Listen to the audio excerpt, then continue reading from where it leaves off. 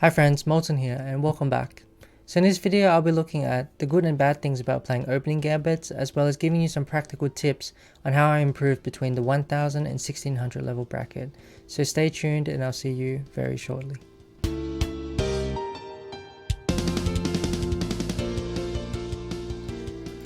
So in the 1 year since the Under 12 event, from the 1100 to 1600 level bracket, I felt that most of the improvement came from pure tactics and calculation alone.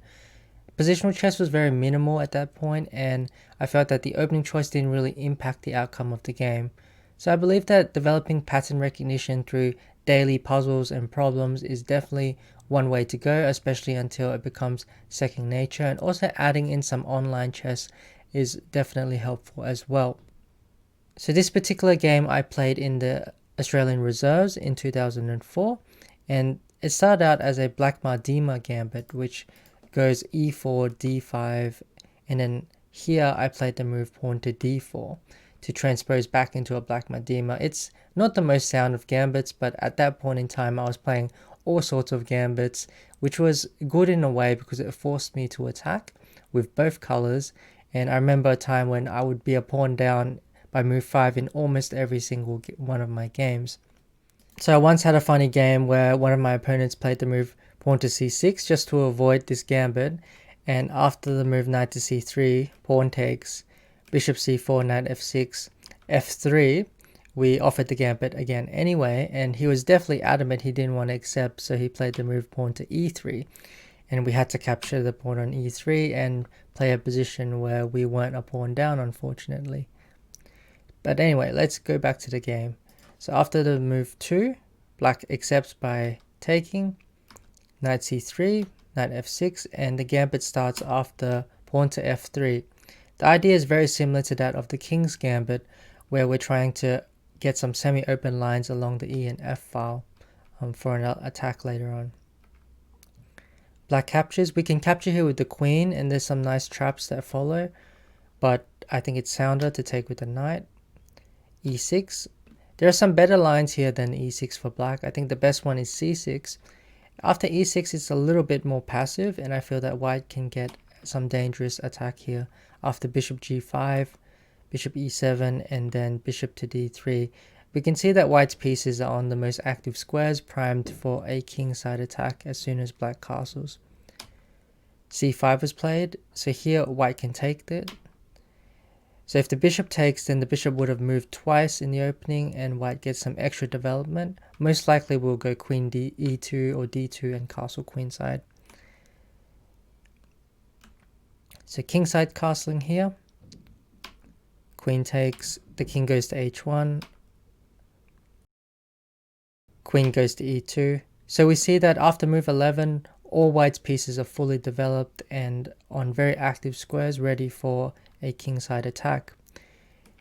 Here black castles, white finishes development with the move rook a to e1, queen to a5 is played, and here we played the move knight to e4, bringing a piece into the attack. Queen to d8.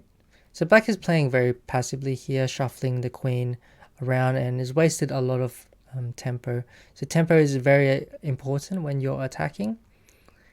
So a better move instead of queen d8 might have been h6, for example, forcing white to make a decision on what to do. Probably we would trade at least one pair of knights and try to cover the e5 square so that the c8 bishop is unable to get into the game. So after queen d8, we played the move knight to d4. I think it might also have been a good option to trade off on f6. After knight takes f6, bishop takes f6, queen e4 to provoke a weakening on the king side. So when you're attacking, you want to create weaknesses in your opponent's position. It's much harder to attack when there are no weaknesses or clear targets to go for. And after the move pawn to g6, white has a very dangerous attack after queen to h4 here.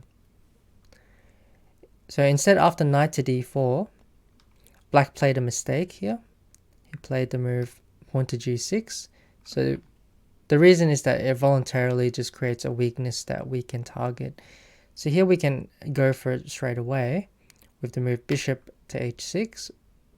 rook e8 and knight to g5, and we see that we're going for these targets on e6 and f7. These are the weakest points in black's position right now.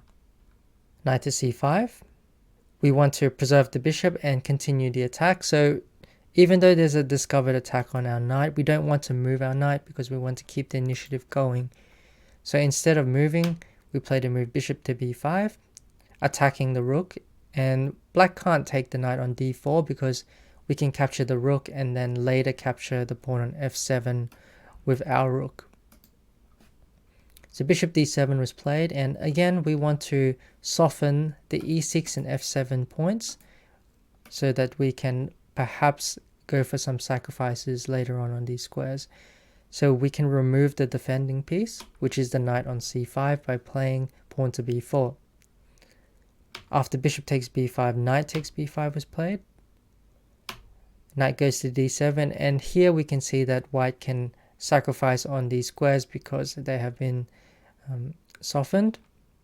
After knight takes f7, the king can't capture because queen takes e6 is checkmate. At the same time we're attacking the queen, so already white has a winning attack here. The game continued queen b6, bishop to e3. It's important that we still play accurately even after we have a winning advantage, especially after we have a winning advantage. So bishop e3 attacks the queen and gains a tempo. Knight to d4 gains another tempo by hitting the queen. Queen goes back to c8, and then we play the move knight to h6 check.